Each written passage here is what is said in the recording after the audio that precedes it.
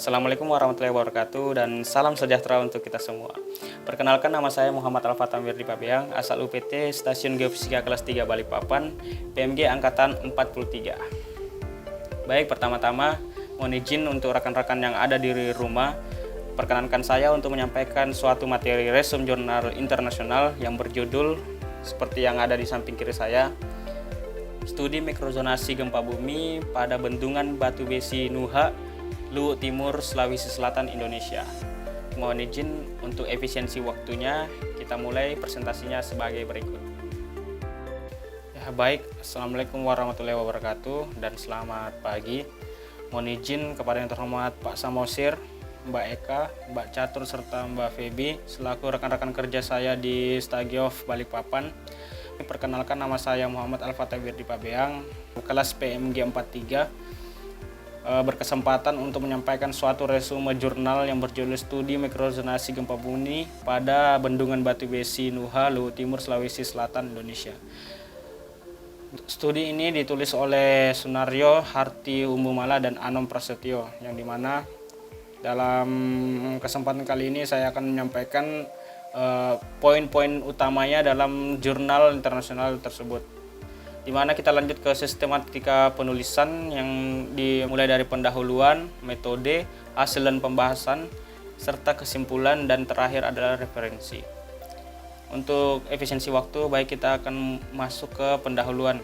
Yang pertama itu latar belakang, yang dimana itu dalam Pulau Sulawesi ini merupakan suatu pulau yang mengalami proses tektonik yang sangat kompleks, di mana proses terjadinya Pulau Sulawesi ini terjadi oleh 3 lempeng yang ada, yang dimana ada lempeng Pasifik yang cenderung untuk bergerak ke barat, lempeng Indo-Australia yang cenderung bergerak ke timur, dan sedangkan lempeng Eurasia yang cenderung bergeraknya stabil.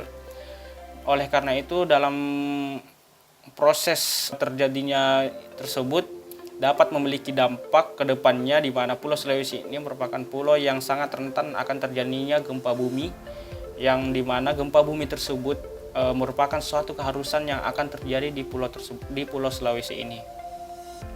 Oleh karena itu, dilihat dari kejadian-kejadian tersebut, maka dalam pembentukan atau pengambilan suatu kebijakan dalam membuat suatu bangunan, atau yang paling utama itu adalah bendungan di daerah Sulawesi ini sebagai salah satu pembangkit listrik tenaga air, utamanya daerah Sulawesi Selatan di Luwu Timur tersebut, harus memperhatikan variabel-variabel dari hasil dari gempa bumi tersebut agar pembangunan nanti tidak mengalami kerusakan.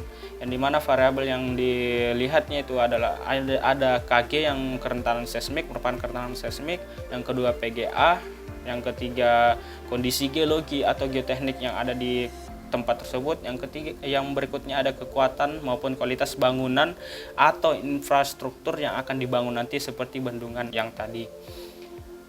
Nah, dalam penelitian ini, dalam menentukan variabel-variabel tersebut, dalam menghasilkan variabel-variabel tersebut, maka dilakukan suatu studi, yaitu studi mikrotremor atau studi HVSR dalam ilmu paham geofisika, dalam menentukan nilai-nilai tersebut agar dalam pembangunan kedepannya bisa menjadi bangunan yang tahan gempa.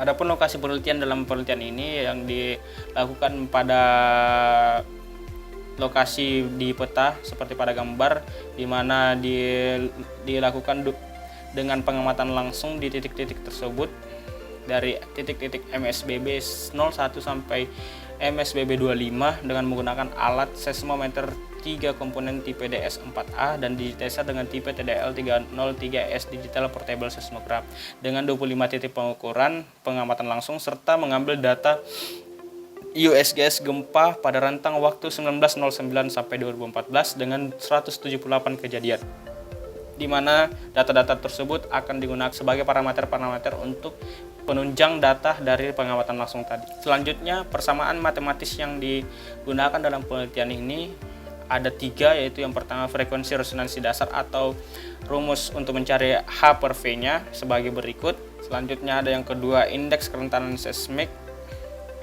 yang dimana rumusnya itu Kg sama dengan A0 pangkat 2 per F0, yaitu amplitudo maksimumnya per frekuensi dominannya.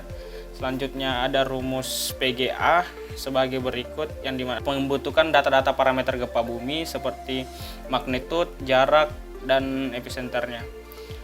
Selanjutnya ada diagram alir pada penelitian ini. Yang pertama itu dimulai dari data akuisisi atau pengumpulan data dari data pengamatan langsung maupun hasil downloadan data di USGS. Kemudian processing HPSR yang dimana menghasilkan aplikasi faktor serta frekuensi dominan.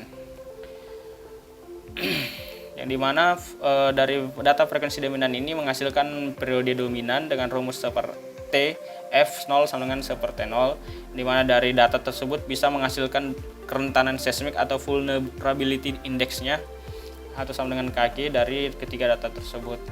Dan kemudian dari data periode dominan ini dapat menghasilkan peak ground acceleration dengan dibantu parameter gempa bumi yang telah di-download tadi.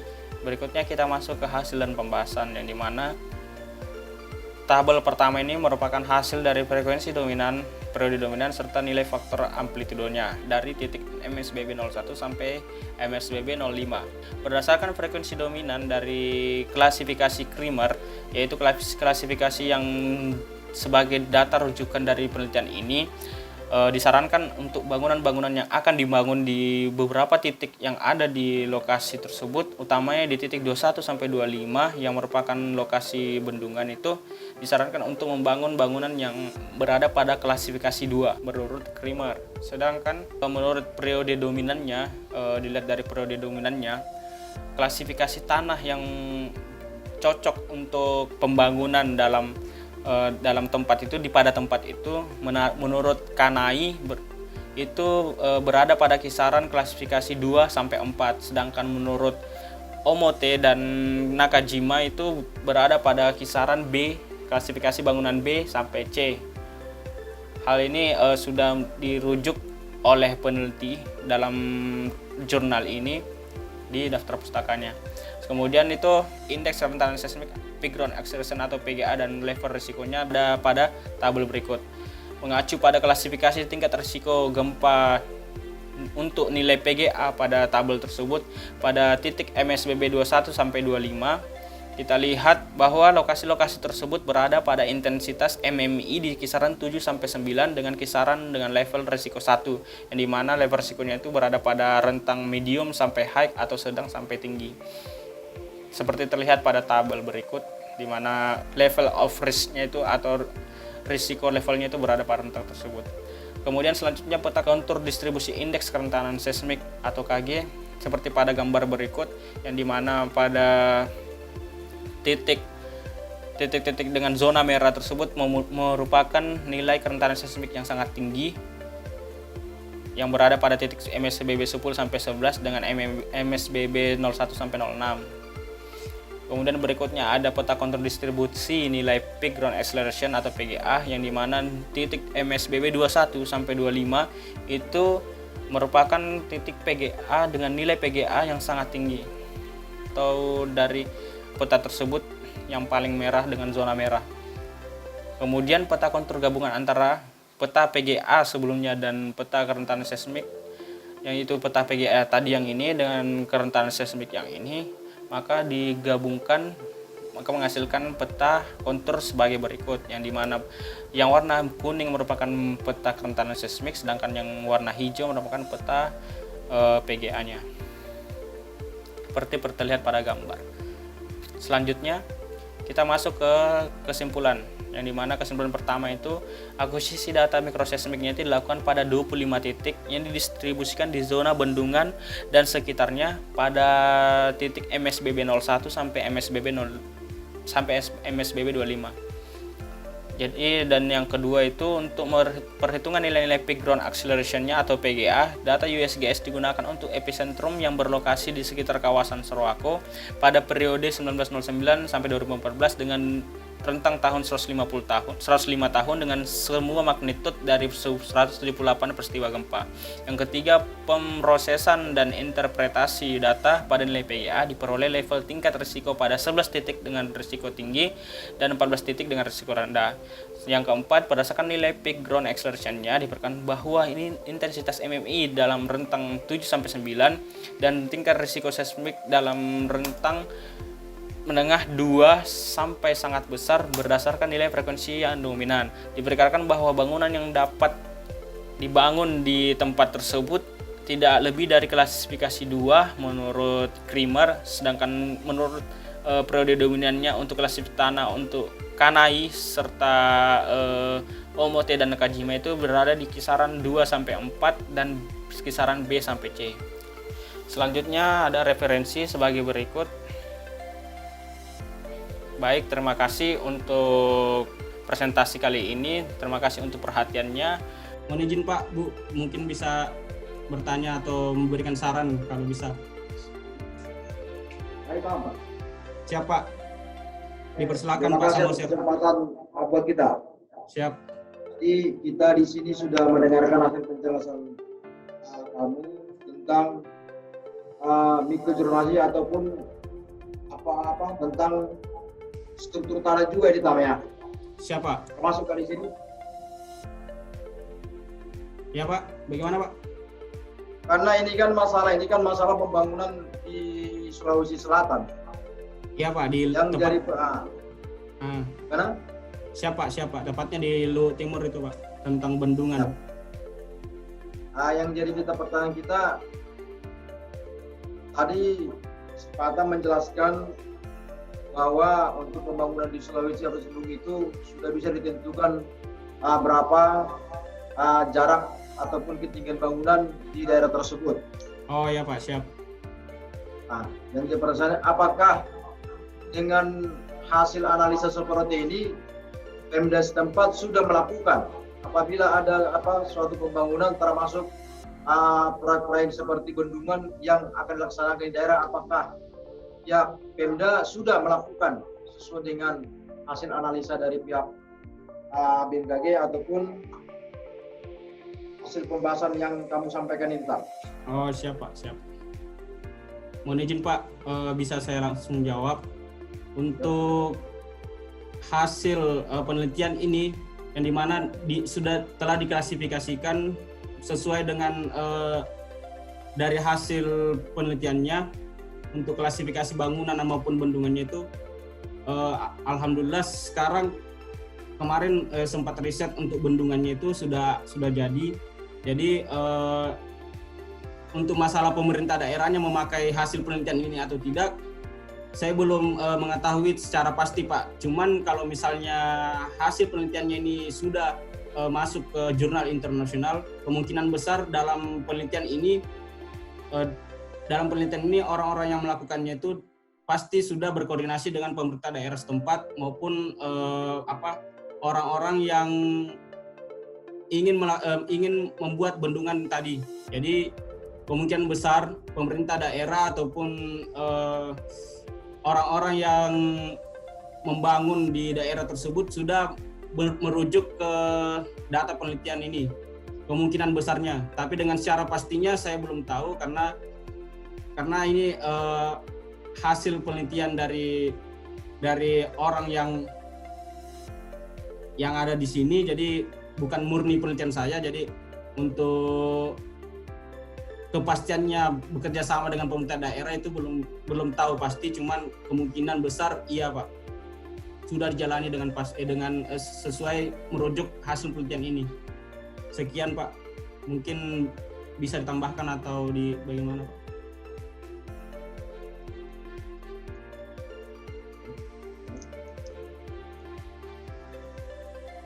Mungkin ada saran untuk presentasinya bagaimana, untuk cara bicara saya atau apapun itu bisa disampaikan. Siap Mbak? Ya? Kurang jelas Mbak? Oh. Pak, untuk ini ada lapangan enggak kemarin? Kenapa Mbak? Datang ke lapangan enggak pas ini? Oh, mohon izin Mbak untuk hasil penelitian ini saya pribadi tidak ke lapangan Mbak. Soalnya ini meresum jurnal yang sudah ada, yang sudah ditulis oleh ya, jadi cuma sekedar memaparkan resume jurnal internasional yang ditugaskan dari diklatnya Mbak. Jadi bukan hasil murni penelitian pribadi. Artinya data ini kan sebelum menerbitkan data ini kan sudah melakukan tim itu ke lapangan kan Tam? Ya, sehingga iya Pak. Mereka kan tahu. Siap. Nah mungkin data yang kamu sampaikan ini bisa muncul sementara kan tim itu sudah melakukan ke lapangan sehingga tahu bagaimana struktur ataupun sesar-sesar yang ada di Sulawesi. Itu Tam? Iya Pak, siap. Jadi semua data-datanya itu sudah diamati secara langsung dari pihak yang penulis jurnalnya ini Pak. Mohon izin, ini ada pertanyaan dari Mbak Eka di kolom komentar. Mau nanya, processing data HPSR-nya pakai aplikasi kah? Aplikasinya apa ya, Bu, kalau boleh tahu? Dan nilai PGA dan KG yang jadi rujukan tadi dapatnya kan dengan 2 data. Neliti sendiri lokasi dengan alat portable dan dari data USGS. Yang jadi pertanyaan, apakah bisa dapat hasil penelitian PGA dan KG tadi hanya dengan data yang ada saja tanpa meneliti sendiri dengan alat portable tadi? Mohon izin Mbak Eka, terima kasih atas pertanyaannya. Di sini ada 2 pertanyaan. Yang pertama itu menanyakan tentang aplikasi apa yang dipakai dalam processing data HPSR-nya. Yang kedua itu nilai apakah nilai PGA dan KG itu atau kerentanan seismik itu dapat hanya dengan data yang ada saja tanpa meneliti sendiri dengan alat portable tadi. Oh, jadi tanpa alat portable apakah bisa data PGA dan KG-nya ini didapatkan? Begitu ya Mbak? Siap. Mohon izin untuk menjawab. Untuk aplikasi HPSR-nya, kalau nggak salah itu, kalau di dalam jurnalnya ini tidak ditampilkan untuk aplikasinya, soalnya langsung datanya aja langsung ada. Jadi untuk aplikasinya tidak disampaikan, sedangkan untuk aplikasinya itu di jurnalnya nggak disampaikan. Cuman untuk processing data HPSR-nya itu kalau tidak salah itu menggunakan aplikasi yang buat mikrotremor itu Mbak. Saya juga agak lupa namanya, soalnya sudah lama tidak menggunakannya. Tapi ada aplikasinya Mbak. Nanti saya coba cek lagi untuk nge-share ke Mbaknya. Kemudian untuk nilai PGA dan KG itu kalau tidak salah untuk utamanya untuk nilai KG, untuk KG-nya itu kerentanan seismiknya kalau tanpa data USGS pun bisa diketahui karena murni data pengamatan langsung di lapangan. Sedangkan PGA-nya itu harus menggunakan data parameter gempanya. Makanya kalau misalnya untuk mencari PGA kita perlu data USGS-nya, tapi untuk data yang di lapangannya itu untuk verifikasinya nanti Mbak, untuk data PGA-nya. Sedangkan indeks kerentanan seismiknya itu tanpa data USGS pun bisa diketahui dengan data pengamatan langsung di lapangan. Hasil alatnya tadi dilihat dari rumusnya, yang dimana di sini diperlukan untuk PGA-nya itu diperlukan data periode dominan, magnitude, dan jaraknya, yaitu dari parameter gempanya tadi. Sedangkan KG-nya itu kerentanan seismiknya itu amplitudo maksimumnya dengan frekuensi dominannya Mbak, kayak gitu. Mohon maaf Mbak, untuk pertanyaan pertama saya belum bisa jawab dengan maksimal untuk mengenai aplikasinya, soalnya di di jurnalnya belum ada, dan untuk aplikasinya juga saya lupa, jadi nanti saya kedepannya cari tahu untuk nge-share lagi, Mbak. Terima kasih. Mungkin terima kasih Mbak atas pertanyaannya. Mohon izin untuk Pak Samosir atau Mbak Catur atau Feby mungkin masih bisa memberikan saran atau bagaimana sebelum ditutup untuk presentasinya. Kayaknya sudah berjalan 20 menit lebih, Mbak.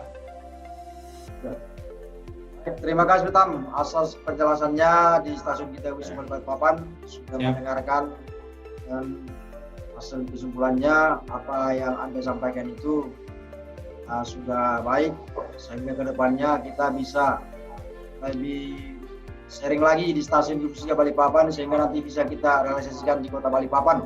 Demikian Tam. Siap. Baik, sekian presentasi dari saya dan rekan-rekan kantor saya. Mudah-mudahan apa yang kami sampaikan ini bisa bermanfaat bagi kita semua dan bisa menjadi referensi untuk penulisan-penulisan ke depannya. Tetap semangat selalu, bersinergi untuk BMKG yang maju. Terima kasih. Wassalamualaikum warahmatullahi wabarakatuh.